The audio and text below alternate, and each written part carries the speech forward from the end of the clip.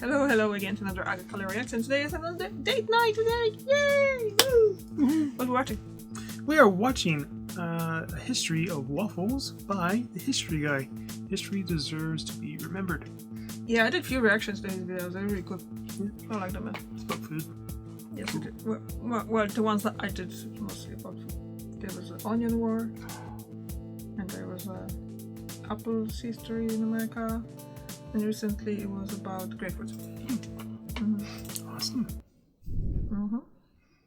So let's be clear here. Waffles are more than just a bumpy pancake. The inclusion of the sugar and the butter in the batter and then cooked in the waffle iron means that the outside caramelizes, giving that perfect mix of crispy and fluffy. And of course, all those squares will hold a virtual cornucopia of toppings. In a recent survey, 4 in 10 Americans across all demographics said that they would choose waffles over any other breakfast menu item. But if you think of waffles as a simple treat, then you might be surprised and go back farther in history than many people realize. And, well, there are more kinds of waffles than there are squares on a waffle iron. Waffles have been around longer than you might think, long enough that their exact origins are unknown. But the origin dates back at least to ancient Greece, where flat cakes called obilios were cooked between 2 metal plates. Smithsonian Magazine writes that users held them over an open fire or on the hearth and tried not to burn the waffles or themselves. The food history website Food Trail gives 2 possible etymologies for the name. One is that the small flat cakes were sold for an obol, a copper or bronze Greek coin valued at 1/6 of a drachma. A second possible origin for the name is the Latin oblata, meaning an offering, something that would more closely follow the evolution of the treat. In any case, Greek obilios were not waffles as we recognize them today and are more described as proto-waffles. Food Trail explains these ancient obilios were savory, usually flavored with cheese and herbs, unlike their sweet counterpart that is relatively famous worldwide today. Obilios were made from flour and water, possibly egg, but they lacked a rising agent. They also lacked the square holes that defines waffles today. The making of obilios spread to Europe, but again, there was no rising agent. In fact, the waffle was spread via another mechanism, as a communion wafer.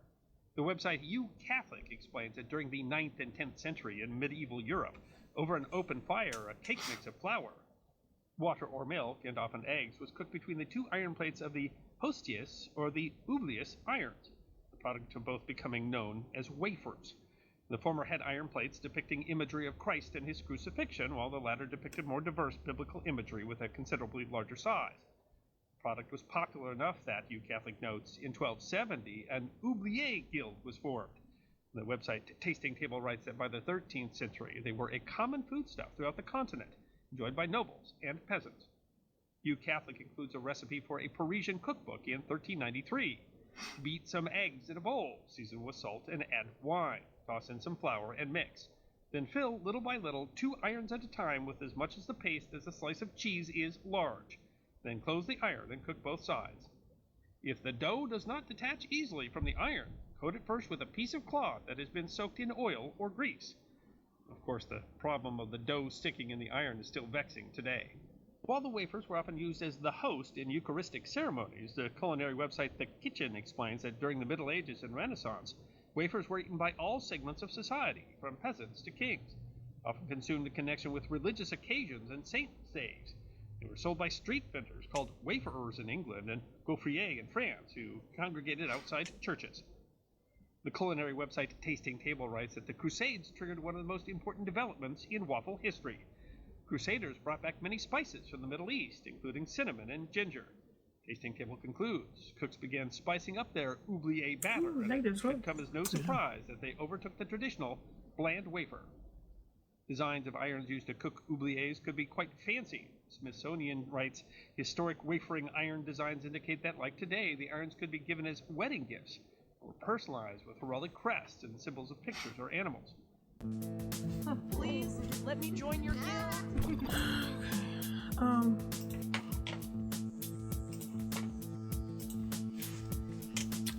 Did you see that coming?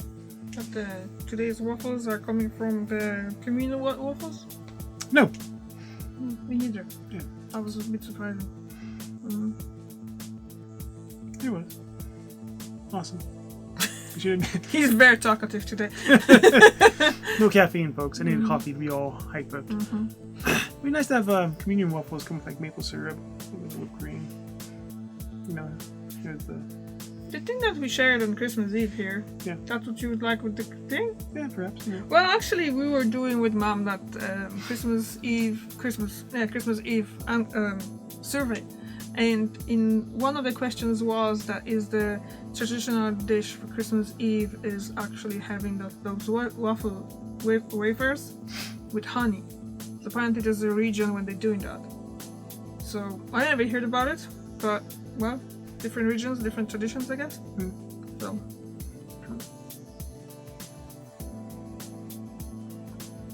So yeah, so we're gonna cut here. Unless you wanna add something, because What do you like on your waffles? my waffles?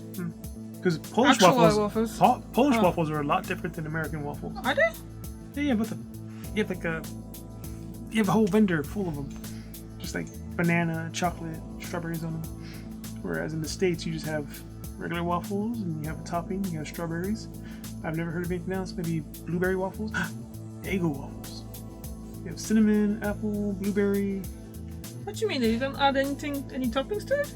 Usually not, just maple syrup. Huh. Yeah, I mean, you get something special with strawberries and whipped cream over at like Denny's or IHOP.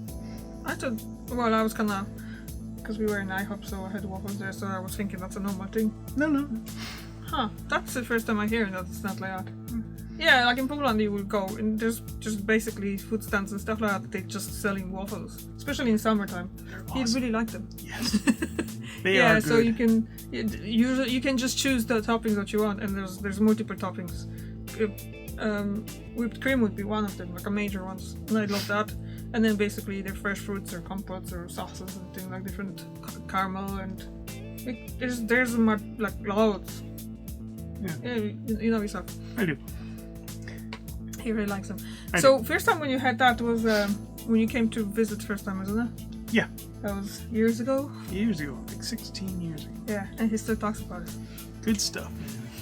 I was in Suffolk. Yes, I remember. Oh, he remembers the name of places we were together. Good memories. Yeah. Yeah. So, that's actually new to me. I didn't realize that. So, well, learning something new every time, I guess. Indeed. We're back to the video. We were talking over dads. The move from those fancy designs to the familiar grid design came in the 15th century and was likely originated by Dutch waferers. And the familiar grid was shown clearly in art during the 16th century.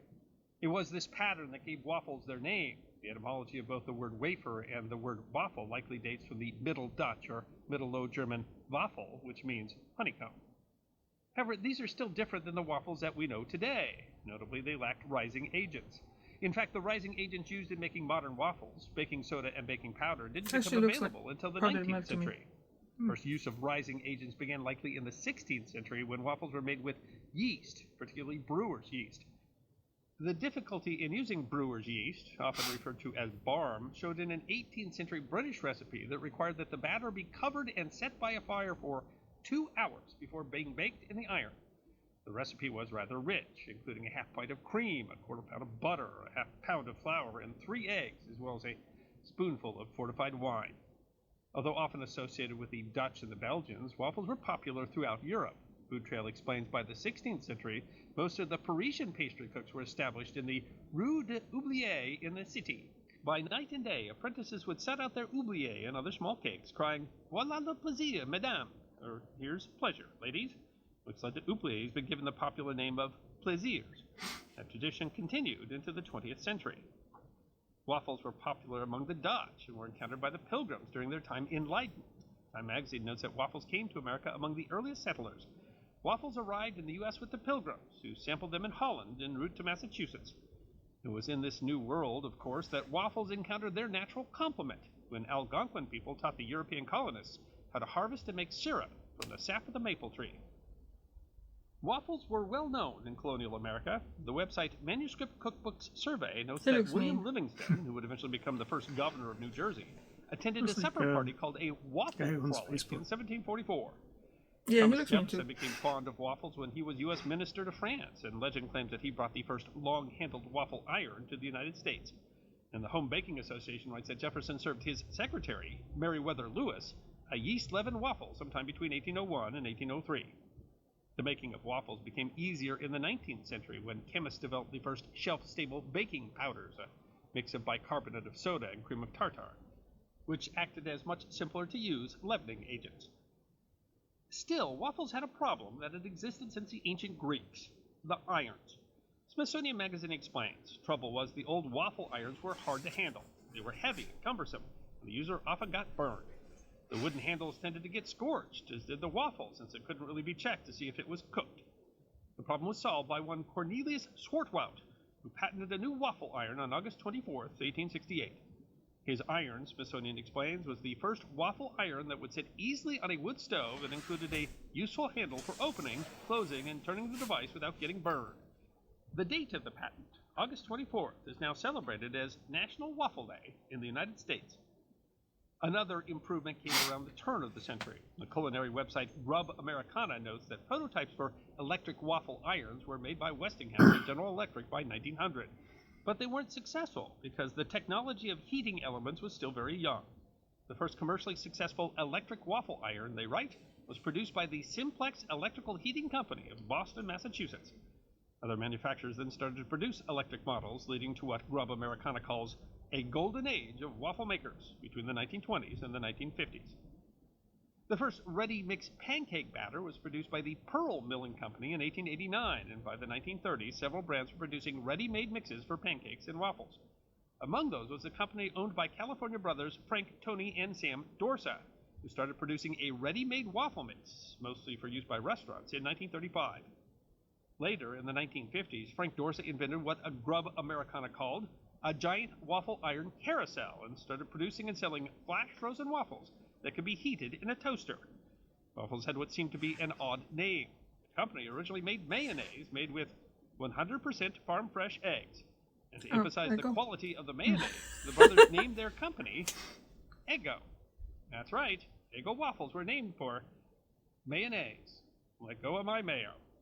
Eggo frozen waffles first started selling in supermarkets in 1953. The brand was sold to the Kellogg's Company in 1970, and in 2023, Kellogg sold nearly $860 million in frozen waffles. The Belgian waffle, which uses a lighter batter and larger squares, was introduced popularly to the world at the 1958 World's Fair in Brussels, where it was particularly popular among Americans. Waffles were further popularized at the Seattle Century 21 Exposition in 1962 and the 1964 New York World's Fair. However, the term Belgian waffle is a misnomer. There are some 25 regional variations of waffles in Belgium. The recipe used by Belgian Maurice Vermersch at the 1964 fair was actually a simplified type of the Brussels waffle, but he changed the name to Belgium I really misses the cream. because he found that Americans could not accurately identify misses the Brussels cream. as the capital of Belgium. A peculiarity in America is the dish that combines waffles and fried chicken, a typical part of the culinary tradition called soul food. But there is a reason that a traditional breakfast item is combined with a traditional dinner item. The website 50 Kitchen explains that the dish was created at the Wells Supper Club in Harlem and related to the rise of jazz music in the Harlem Renaissance. 50 Kitchen explains. The story always goes that the dish was designed to be served between dinner and breakfast in the early hours when musicians were likely finished with their sets. A Harlem native even brought the recipe to L.A. when he moved out to the West Coast and began the trend of fried chicken and waffle dishes on the Pacific Coast. Did you ever had it? No. And speaking of American Did you ever tradition, hear it? I heard every of it, yeah. American would Oh, like to okay. tell you the best place to find waffles, day or night. Why do you think it is that women... I've seen this guy's videos before. Yes, look at the time of it. Yeah. So. His ads are pretty cool. He's well fit. I wanted to go to his website, take a seminar. See what this is. Yeah, look at this. Woman over the age of 40. Look at That's this. Dr. Drew. Who? Dr. Drew. Don't know who that is. They used to do a radio show. Should I show that? If you want to. But when I was a teenager, they did a radio show with some comedian. So people would call in, ask a question, and then they'll get a comic response and a doctor's response. Okay. Is he both? Huh? Is he both? No, he's a doctor. Okay. But there's a comedian guy. I haven't seen him in a long time. Yeah, this one. This is the first time I've seen him in years.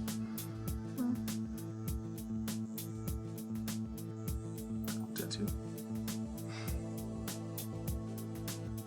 Or it just looks like somebody that got drew. I don't know. Because the guy's ripped.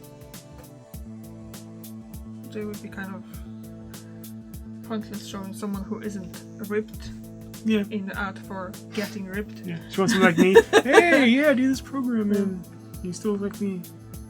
Like, she's eating pizza. Took like one bite and probably spit it Why out. are you making it sound like I'm not letting you eat pizzas and stuff like that? I'm just saying, like, moderation is the key, but you just can't stop the moderation. What did you get yesterday? I had a 16-inch pizza. And Right. how many of that did you eat at once? One slice at a time, but but I ate probably 3/4 of it. Well, there's only 3 slices left when I came down, Yes. and I ate 1 of that. So, and that was not even all, because we obviously had dinner later. Yeah, some duck and other stuff, but you know, last pizza of the year. Our next pizza of this year will be probably sometime this month. Not just the last pizza of 2024. Yeah. So I can look like that if I wanted to.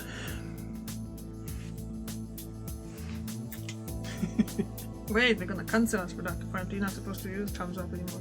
Oh, this means like a swear word in some country. No, because Gen Z's not finding that there's a problem with it. Are they old enough to have an opinion? Yes. How old are they? They're in their 20s now. Oh, Jesus Christ. Yes, exactly. I was just saying the post saying that there's somewhere in UK there's a family that have 6 living generations. Really? So Just had their kids young, huh? yes, actually, yeah, that's what it was. These people probably work out for a living. I don't know. Some people work out because they like to work out. Yeah, but when you do these fitness videos, you know, trying to advertise a machine. Yeah, but this is just an ad on YouTube. But basically, it's not even like a proper vshred.com LEY. So basically, it's just like I think it's not. I'm not saying it's scam straight up. Basically, you're gonna go to the thing and you have to pay for it. Yeah, well, you get a free newsletter. Yeah. I think I clicked You on it. checked it, did I think you? I clicked on it, and then you pay. I'm not sure how much. I didn't go to the rest of it. But, yeah, look at this guy eating pizza and all these other pastries and stuff. Are they one of those carb diets or something like that, or what's the No, other one? in the video, Dr. Drew said that I think he dropped carbs and he gained 12 pounds. So you need carbs to build gluten or something. I'm not sure. Yeah, talk to a nutritionist. Well, that too, yeah. But I'm just like I said earlier that I think you have to kind of like, Jesus, what happened there? I'm looking at how much time is left on this video. Yeah, you have to scroll on the thing. Hopefully it's not a half-hour ad. We still got one more. Yes, we do. Oh, it's got 4 minutes on this thing. No, it was 4 minutes and something long. Oh. We were talking over, so it's not that much. But anyway, it's just I made the reaction about. Take the body type quiz. Yeah, I'm fat. Okay. No quiz for that. I got a belly. Yeah, bro.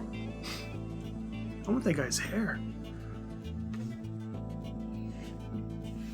You would if you didn't clip them so short. Sorry, his hair was thick. And he had a good build. And attractive looks. I want to be that Attractive. guy. I used to be wanting to be Tom Cruise, but do you see him these days? He's 60-something and he looks awesome. Not anymore. Really? Yeah. You think Most so? recent photos, he looks kind of like something wrong with his face. They got stung by a bee or something. Maybe he was. Maybe he had allergies. Perhaps. But now I wish I was that guy. You're too old to be like that. Yeah, he's probably what, in his late 20s or 30s? I think he's starting his 30s. Yeah. Gosh.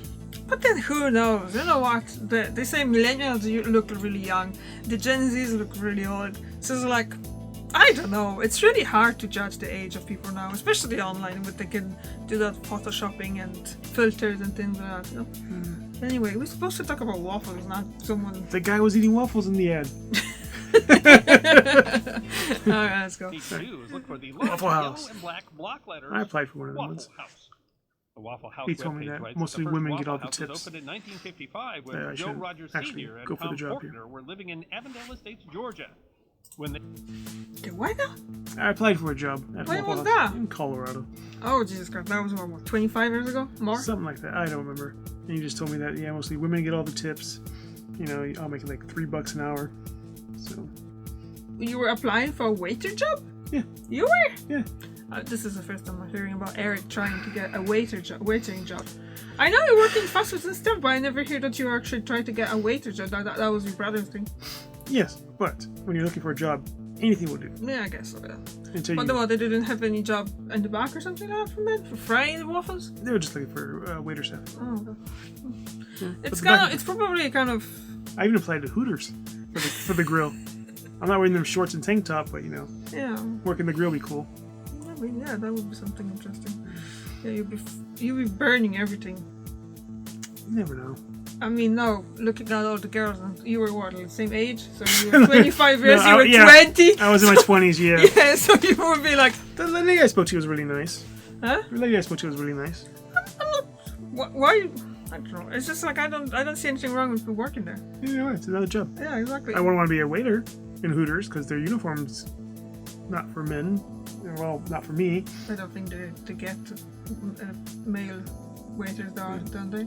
Maybe A whole lot. was Chippendale serve food? Cutting down under. I'm gonna be a cook, not there.